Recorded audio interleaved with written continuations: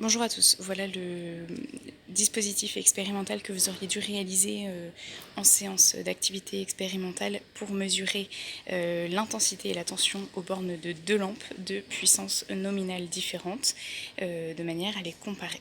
J'ai donc réalisé mon circuit avec un générateur, une lampe et un ampèremètre qui sont en série et j'ai branché un voltmètre en dérivation autour de ma lampe. Donc, pour ce faire, je suis partie de ma borne plus. Je suis allée vers la lampe en série, c'est-à-dire dans la même boucle, j'ai relié ici mon ampèremètre. L'ampèremètre va mesurer l'intensité. Je rentre dans l'ampèremètre sur la borne 10A pour mesurer une intensité et je sors à la borne COM. Je relie mon ampèremètre à mon générateur à la borne moins. J'ai donc réalisé ma première boucle de courant. En dérivation autour de ma lampe, je vais mettre un voltmètre pour mesurer la tension aux bornes de cette lampe. Donc mon voltmètre se branche en dérivation. La borne du côté plus du générateur est reliée à la borne d'entrée du voltmètre, c'est-à-dire la borne V. Et en sortie, je sors toujours à la borne COM, qui est donc reliée de l'autre côté de la lampe.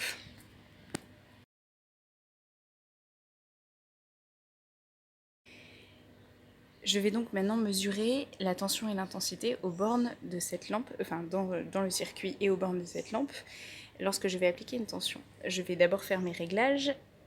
Je vais allumer mon générateur qui est branché sur 6 volts puisque j'ai des lampes de tension nominale 6 volts. La lampe brille. Vous la voyez ? Alors, mon ampèremètre va donc mesurer l'intensité du courant. Vous voyez que je suis sur la borne 10A qui est rose. Donc, je vais me mettre dans cette zone de mesure, la zone rose qui mesure une intensité.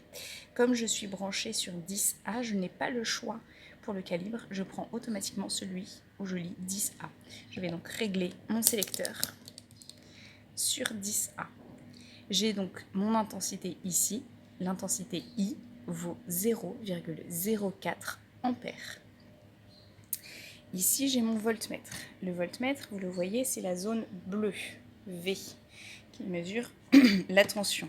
Je vais donc, il y a deux zones bleues. Ici, c'est la zone pour un courant alternatif, ce qui n'est pas le cas, nous avons un courant continu. C'est donc cette zone-là. Je vais donc mettre mon sélecteur dans cette zone. Je choisis toujours le sélecteur le plus grand en premier.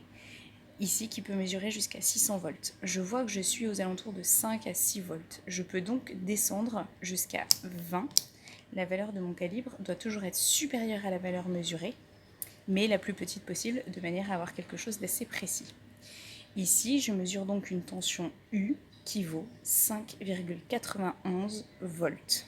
C'est ainsi que vous pouvez remplir le tableau pour la lampe 1. 5,91 volts pour la tension et 0,04 ampères pour l'intensité.